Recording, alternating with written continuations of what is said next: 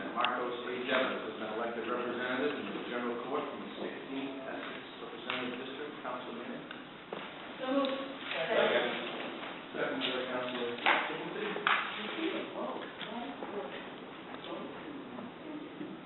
Recognize Councilor Timothy. For motion recorded vice and consent for the financial warrant in the amount of $900 million. Your Honor, so moved.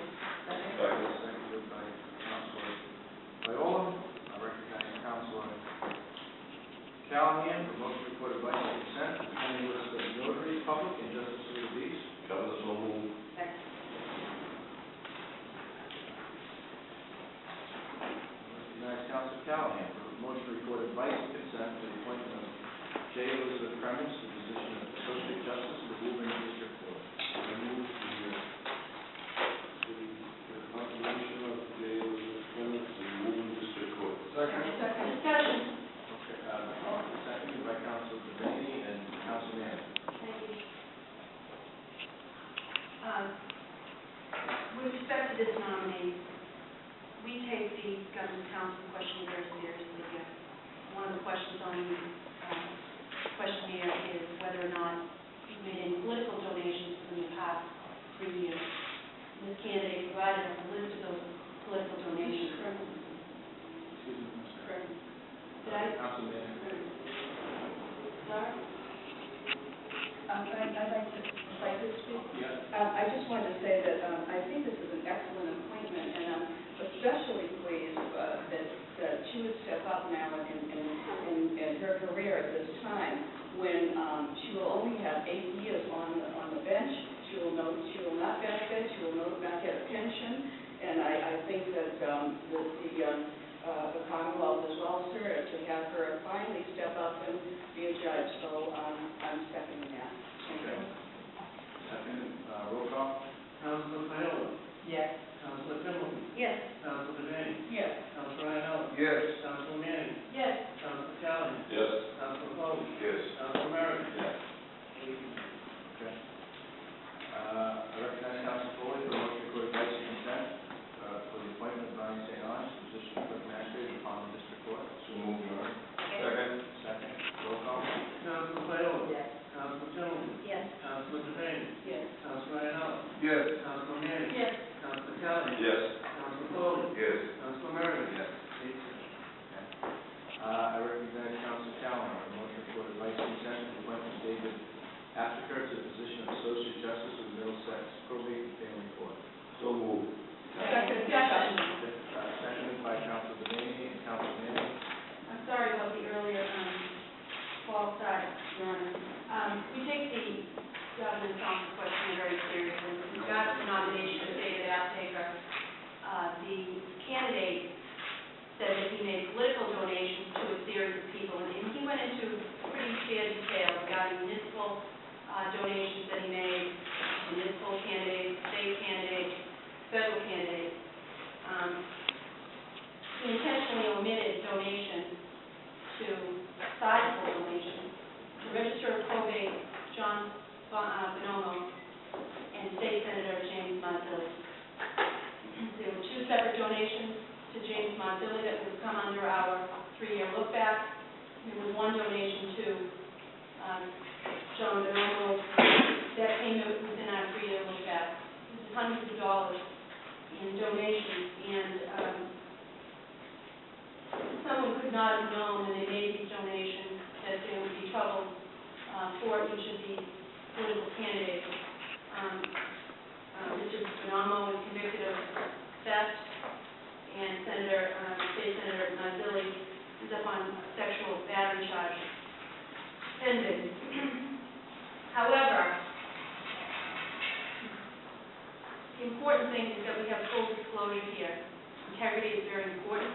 The bench is certainly important to the people who appear before the court, and I respectfully am withholding my consent on this appointment for that reason. Discussion. Thank you. Okay.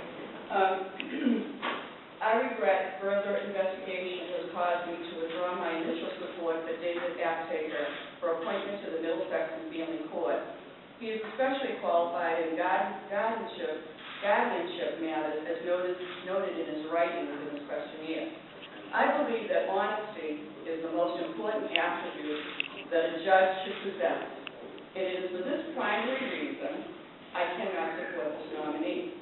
This nominee signed the Governor's Council questionnaire under pains of perjury, swearing that the statements were true and accurate. As you know, political contributions are of a deep concern to me. When I first was elected, nominees were giving political donations to my colleagues on the Governor's Council right up to the time of their council hearings. I was appalled at this obvious action of undue influence. I successfully stopped that practice by submitting legislation to a former governor to implement in the executive order. I thank Governor Patrick for continuing this in his executive order. It prohibits those upon application for judicial appointments from giving contributions to governor's council, governor, or lieutenant governor. I did this to help ensure that councilors are not unduly influenced, as well as our governor and lieutenant governor, by contributions. I'd just like to add, unfortunately, that has been violated, and we just had recently Mr. Lemire, for personality sake, gave $500, and that it was in violation of the executive order. In the questionnaire, the nominee is to state all political contributions he has made in the last 3 years, according to Chapter 55 of the Mass General Laws. Included in this nominee's list is Congressman Michael Capuano, with a contribution of $100, and President Obama for $100. Yet, I could find no record to be found of this nominee donating to these two candidates. Why would he include politicians he did not donate to? Yet, on the other hand, there is a real sin of omission. This nominee neglected to disclose contributions that he did make to two candidates. Contributions to John Bonomo, one given 5/13/2008 in the amount of $350. He also donated on 9/21/2007 to Senator James Mazzilli for $100, and again on 12/17/2007 another $100. Why didn't the nominee disclose these donations? If this candidate cannot truthfully answer a simple request in a questionnaire under Chapter 55 of Mass General Law to state political contributions he has made, how could I, in good conscience, vote to have him judge others and hold people's lives in his hands? I will be voting no. Thank you. Councilor Crayola, then Councilor Murray. If I could, through the chair, just ask my fellow councilors, when you asked the nominee why you were there, and what did he say at that position? I didn't, I took it as true, because he took it, Counselor, he took it under pains of perjury. It was after the hearing that I looked into his contributions and found they were untruthful. He left out contributions he'd given, and he gave to people, and then he falsely said he gave to people that he didn't. So that was after the hearing. After the hearing, I just accepted it as true. Did you ask him to follow up just why? For those that were not at the hearing, that subject was not raised as a result of the questions that were answered at the hearing. I decided to double check, fact check all of the answers to the nominee's questionnaire, including the ones regarding his competency. Once I got to this question, now I didn't feel that I needed to look any further. All the information is available through public record. This is done through public record search. So this is done as a fact check after the hearing as a result of my dissatisfaction with the candidate's answers to my questions after the hearing. I decided to double check everything he had to say, and my feeling is that his lie on this question calls all of his qualifications or lack thereof, certainly the ones that he said he had, into question, which I suspected when I was asking the questions at the hearing. Yes, Councilor Murray. I was at the hearing. I chaired the hearing from the draft paper. It was attended by Councilor Timothy and Councilor Rainey, Councilor Manning, and myself. And it was a lengthy hearing. Councilor Rainey and Councilor Manning in particular questioned and to some extent grilled the nominee at length about everything, and down to the nuances of legal cases and statutes and different permutations of the and it to me is suspect and bizarre that these two councilors who are all over these issues when they want to be all over these issues with respect to contributions of candidates now, in hindsight, say, well, I took him at his word for it. And then here, where he has no opportunity to respond, no opportunity to understand that these allegations have been made, and is being maligned the way he has been maligned. I have been party to proceedings in the past where I've heard some of the councilors characterize their interpretation of the statutes and their interpretations of different things in such a way that I know their interpretations and characterizations are not in conformity with what the law requires. So I think it's particularly unfair and inappropriate for somebody like Mr. Aptaker, who I think displayed extraordinary competency to be a judge of the probate and family court, and will make an excellent judge of the probate and family court, to be sandbagged in the way he's been here today. Mr. Governor, just one more statement. This is not hearsay. Anyone, this is public. You can go onto the internet. You can go online to see the contributions that Mike Capuano, that the president, that John Bonomo received, and also Senator Mazzilli. And you will see Mr. Aptaker's name, and you will see those contributions, and you will see the date. I don't think that, that it is appropriate to accuse councilors of just making things up. My veracity, my truthfulness is, I stand on. My word is my bond. I would not do that publicly to anyone if I couldn't produce the facts. And I welcome all of you to look online to get that information. And that's under campaign and political finance of all of those candidates. Thank you. Councilor Foley, have you not been heard? I apologize for not being at the hearing that day. We were at, was Lieutenant Governor at Sergeant Wellington's funeral that day, so we're able to attend.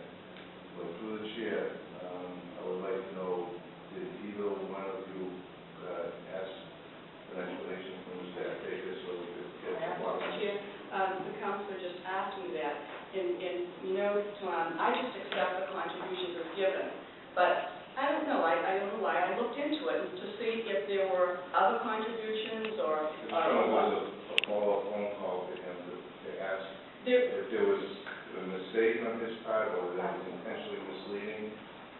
Was that something? When you're applying for a judge and you are filling out a questionnaire under pain of perjury, you make sure that your contributions and every question is answered correctly. This was the most simple statement or question that could be asked in a questionnaire. Who did you give to in the last 3 years? How simple was that? There's no explanation for making a mistake on that, really, Tom, because that's a simple thing that any candidate would do. I've been here 12 years. It's the first time I've seen it. Thank you. Councilman.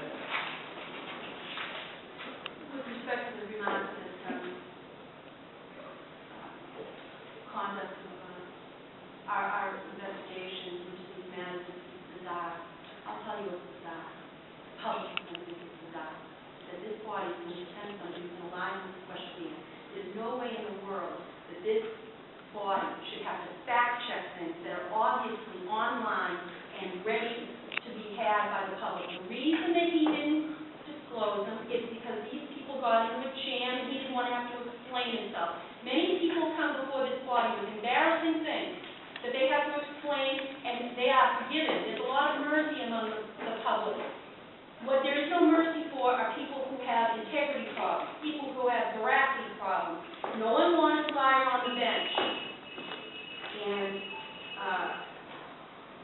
the public is going to think that it's quite bizarre that members of this body are going to not fact check, not take the word of councilors who have fact checked, and then question our procedure, and then the ability to do fact checks themselves was already there. I'm not in the business of defending nominees. I'm in the business of defending people who come before these nominees.